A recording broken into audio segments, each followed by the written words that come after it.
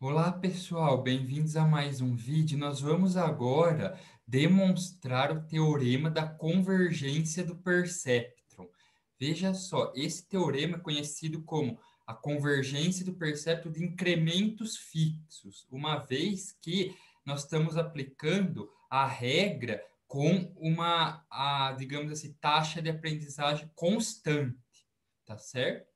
Então, a ideia é, antes de começar a prova, definir o cenário que a gente vai trabalhar. Então, nós temos aqui um conjunto de treinamento com amostras divididas em duas classes. P são as positivas e N as negativas. Tudo bem?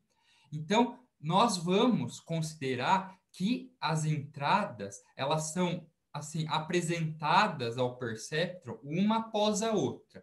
Então, a ideia é que depois de um número n0 de iterações, ele atinge a convergência, no sentido de que o vetor de pesos na iteração n0 é igual ao vetor de pesos na iteração n0 mais 1, que é igual ao vetor de pesos na iteração n0 mais 2, ele fica igual para sempre.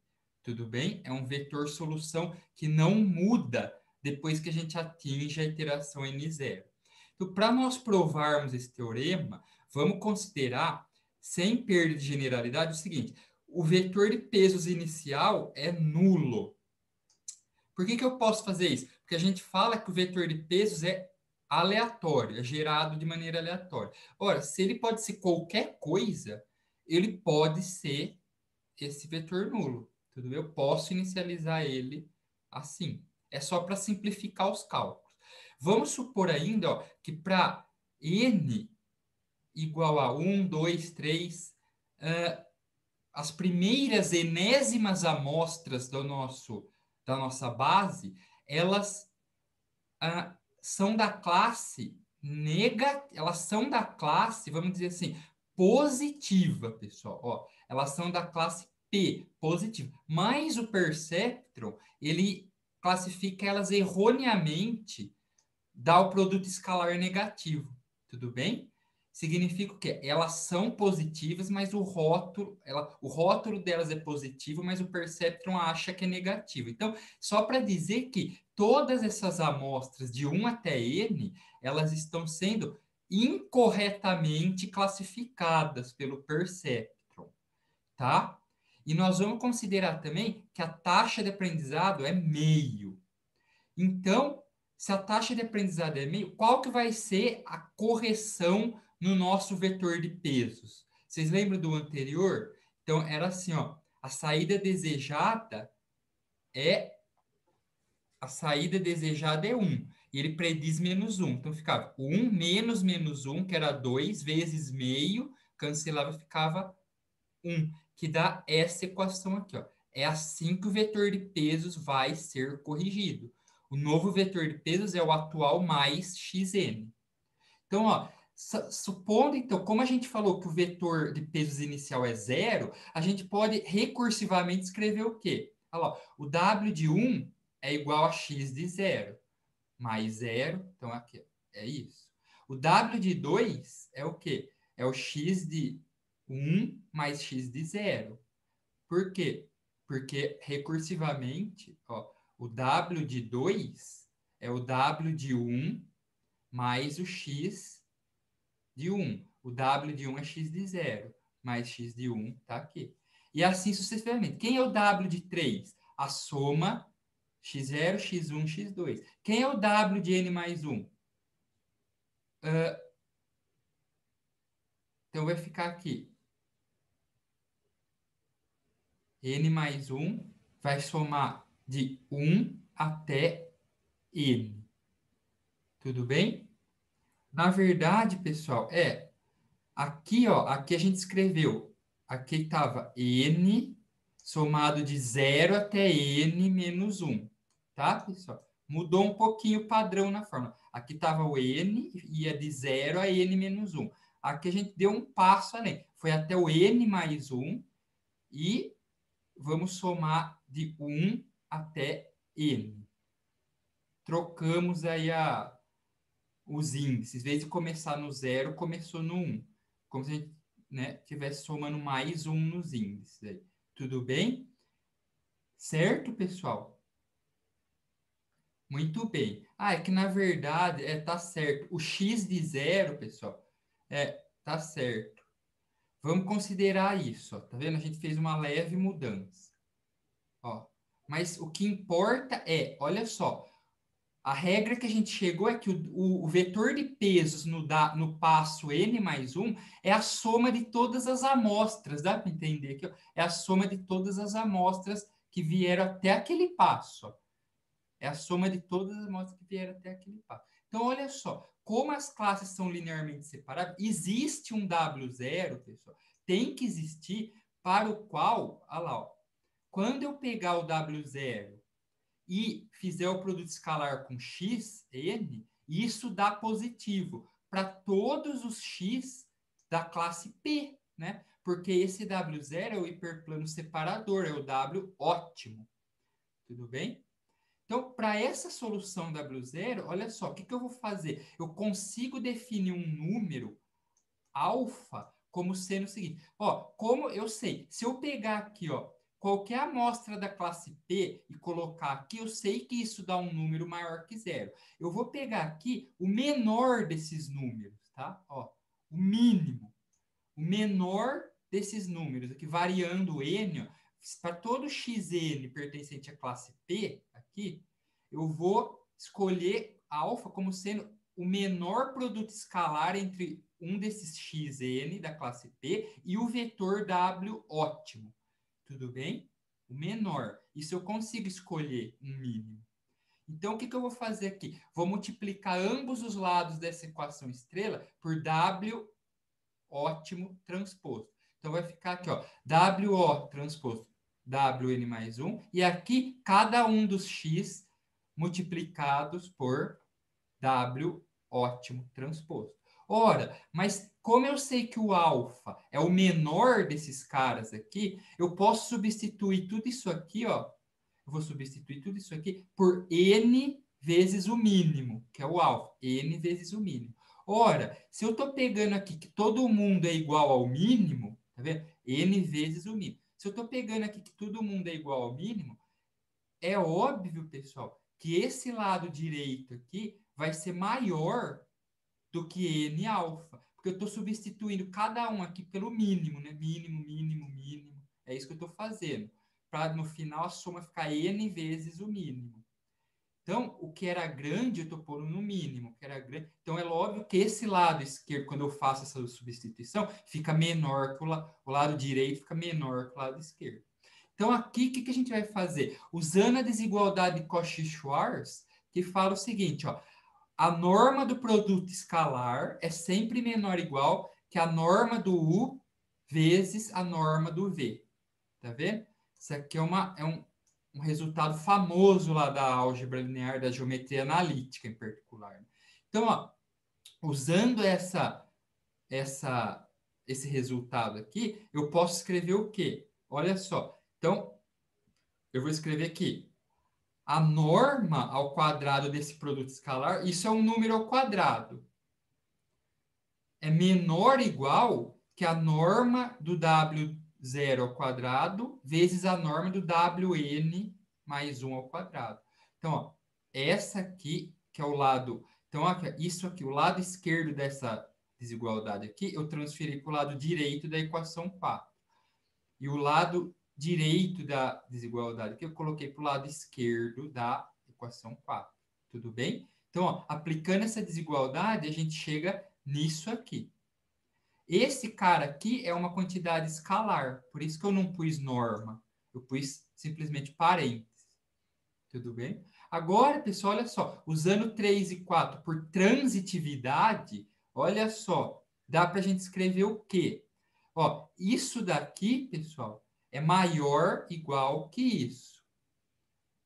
Que é maior ou igual, se eu elevar os dois ao quadrado, que é maior ou igual que n quadrado alfa quadrado. Então, isso aqui é maior ou igual que n quadrado alfa quadrado. E está aqui a equação que a gente chegou.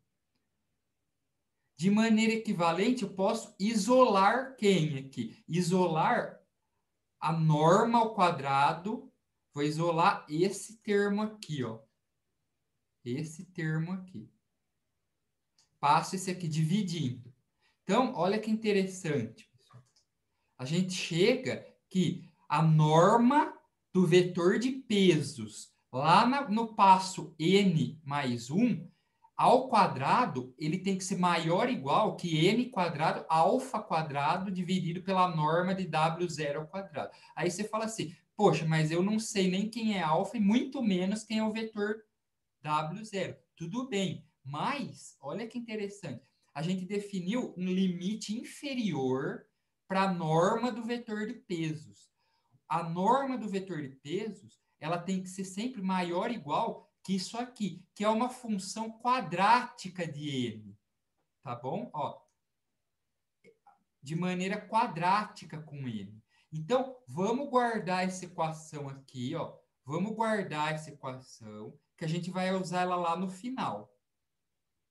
Então, esse aqui é um limite inferior para a norma do vetor de peso. Agora, pessoal, a gente vai voltar lá do começo e vai tentar achar um limite superior, tá?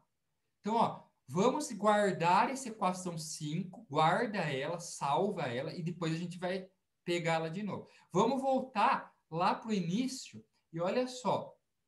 Então, se a gente olhar para a nossa primeira equação aqui, ó, W de n mais 1 igual a W de n mais W de xn. Vamos só reescrever para não ficar confuso aqui em termos de K, tá, pessoal? Em termos da variável K, para não confundir com o raciocínio que a gente já fez aqui com n. Então, ó, o W de K mais 1 é igual a W de K mais X de K.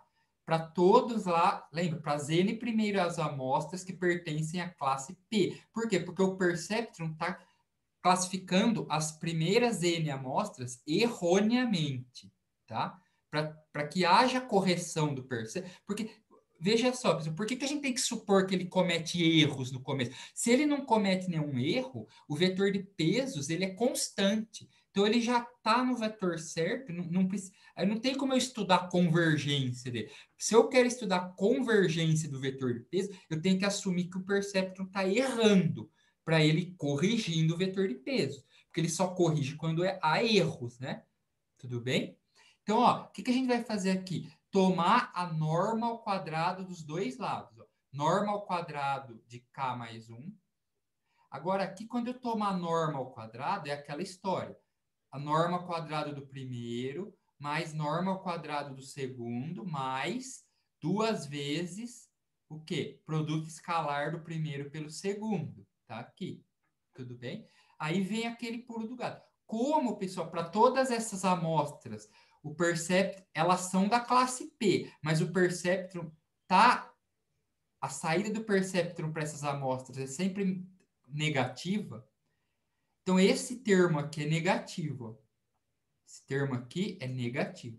Então o que eu faço? Quando eu removo, ó, esse lado é igual a esse. Quando eu removo essa quantidade negativa desse lado aqui, ó, quando eu removo esse negativo daqui, o que acontece? Esse lado fica maior que esse, não é, pessoal? Ó, porque tem esse negativo aqui para eles ficarem igual. Se eu desprezo esse negativo aqui, esse lado fica maior que esse. Então, ó, tá aqui. Tá certo? O lado esquerdo é menor ou igual que o lado direito. Ou, equivalentemente, passa o WK para cá. Passa o WK para cá. Então, ó, a diferença entre a norma do vetor de pesos em K mais 1 e a norma do vetor de pesos em K ao quadrado, essa diferença, é menor ou igual que a norma de XK ao quadrado. Agora, pessoal, o que a gente vai fazer? A gente vai aplicar um somatório em K, para K indo de 0 até N, tá? Então, ó, imagina que eu vou aplicar aqui na frente um somatório para K, indo de 0 até N. E eu vou aplicar um somatório do lado de K também. Somatório K, indo de 0 a N. Então, como que fica o lado esquerdo aqui, pessoal? A gente vai ter o que a gente conhece como uma soma telescópica. Porque, veja bem, o que vai acontecer no K igual a 0? Vai ficar W1 menos W0. Tá aqui, ó. W1 menos W0. O que vai acontecer no K igual a 1? Vai ficar W2 menos W1. Tá aqui, ó. W2 menos W1. O que vai acontecer no K igual a 2? W3 menos W2. Tá aqui. Vocês estão vendo? Por que é uma soma telescópica? Porque ó, o 1 daqui cancela com o 1 daqui. O 2 daqui cancela com o 2 daqui.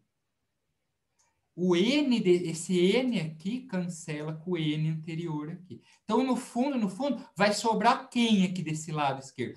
W de N mais 1, a norma de W de N mais 1 ao quadrado, menos a norma de W0 ao quadrado. Aqui, ó. Deu para perceber? Isso se chama soma telescópica. E é uma soma muito famosa em matemática discreta. Porque todos os termos intermediários cancelam. Fica o quê? Fica o primeiro menos o último. Quer dizer, o último menos o primeiro. Tá vendo? Ó, o último, quando eu substituo N aqui, menos o primeiro. Quando eu substituo zero. Tá vendo? Então, essa soma inteira fica o último menos o primeiro. Tudo bem? Mas, pessoal, olha só. Como a gente falou lá no início que o vetor de pesos inicial é nulo, então isso aqui some, isso aqui é zero. Então, a gente tem que o lado esquerdo se resume a isso aqui, ó. W de n mais 1, a norma ao quadrado. O lado direito daqui do somatório é simples, ó. É x de 0 mais x de 1 mais x de 2 mais x de n. Tudo bem?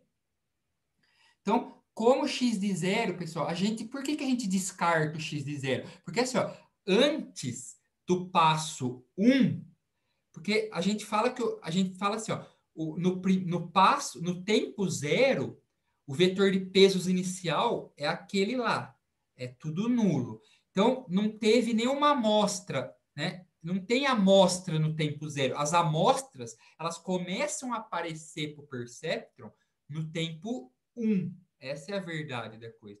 No tempo 0, você tem seu vetor inicial lá de pesos. Aí no tempo 1, que começa a aparecer amostras. Então, esse cara aqui não tem. É como se fosse 0. Então, o lado esquerdo fica somatório de 1 até n da norma ao quadrado de xk. Então, veja só, a desigualdade que a gente chega aqui, ó, é essa aqui. Tudo bem, pessoal? A norma no tempo n mais 1, no passo n mais 1 ao quadrado, tem que ser menor que essa somatória das normas de todas as amostras. Agora a gente vai fazer algo parecido com o passo que a gente fez anteriormente. A gente vai definir um beta, pessoal. Quem é o beta? O beta é o maior, ó, é a máxima norma, ó, dentre todas as normas aqui, dos vetores que eu observei, dos meus vetores de características, de 1 até n, eu vou pegar a maior norma e vou chamar de beta. É o meu vetor de padrões que tem a maior norma. Esse eu vou pegar e vou chamar de beta. Então, olha o que vai acontecer. Se eu substituir essa somatória aqui por n vezes beta, esse lado aqui vai continuar sendo menor, porque eu estou fazendo o seguinte, eu estou como se estivesse aproximando esse cara aqui, ó, por n vezes beta, que é um valor um pouco acima dele, né? Se esse somatório, vamos supor que esse somatório, ele está aqui, ó. Eu não sei o valor dele, mas ele está aqui, esse somatório. Eu estou aproximando, eu estou pegando, ó, a maior norma, tô pegando a maior norma aqui, falando que todo mundo é igual a ela. E fazendo n vezes a maior norma. Então, tô aproximando por cima aqui, né, ó, pessoal?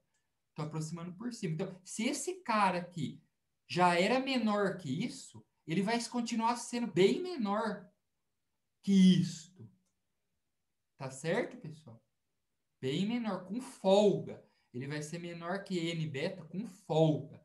E aí, pessoal, a prova praticamente está concluída. Por quê? Porque aqui está falando assim, ó, que a norma do vetor de pesos ela tem que ser menor ou igual que uma função linear de n.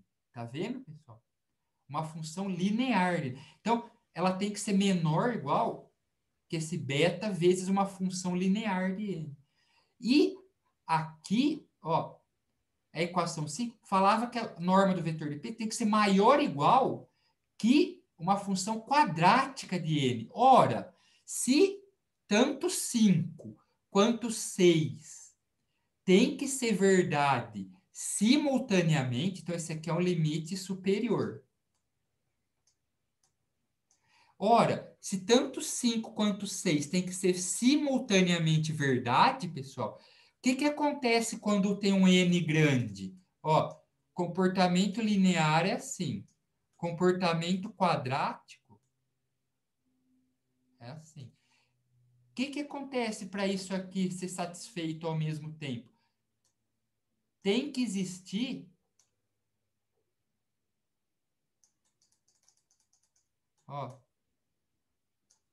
tem que existir, pessoal, o seguinte, isso aqui, essas duas equações 5 e 6, elas só vão ser ambas satisfeitas ao mesmo tempo para que valores de n?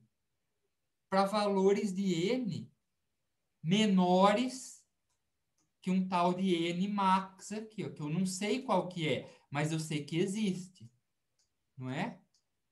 Só menores que um n max. Então, isso demonstra que, olha lá, ó, existe um n max para o qual esse limite superior é igual ao limite inferior. Olha lá, ó, a função linear é igual à função quadrática. Fica exatamente igual nesse n max. Tudo bem? Porque senão gera uma inconsistência aqui, ó. O limite inferior fica maior que o limite superior. Então, ó, quem são esses n max? Eu vou substituir, vou igualar o limite inferior com o limite superior, igual a n max. Resolvendo aqui em n max, cancela um dos n max e eu passo esse cara aqui dividindo e esse multiplicando. Tá aqui, pessoal. Quem que é o n max? É um número desconhecido de passos, porém finito. Então, ó, é um n finito, porém desconhecido de passos. Por quê? Porque depende tanto do beta. O beta eu consigo calcular. É a maior norma de algum dos meus vetores de padrão lá da classe P. O problema é, eu não consigo calcular nem o alfa, nem o W ótimo aqui, ó. Esses dois eu não consigo a priori calcular. Mas eu sei que isso aqui é positivo, isso é positivo e isso é positivo. Tudo é positivo. Então, existe um número de passos positivo, maior que zero, só que desconhecido, tudo bem? Mas é finito, é um número finito, tá vendo? Para o qual o algoritmo converge. Tudo bem, pessoal? Essa é a ideia. É uma prova um pouco longa, mas eu acho que não tem nenhum segredo depois que a gente mastiga assim os passos a passo, né? Tudo bem? Então, por essa razão, a gente tem aí que, como n max é um número finito, a convergência do perceptron ela se dá num número finito, porém desconhecido de passos. Tudo bem, pessoal? É isso então que eu queria nesse vídeo. Eu agradeço a atenção de todos. Muito obrigado e nos vemos em breve aí com mais vídeos sobre reconhecimento de padrões. Até mais.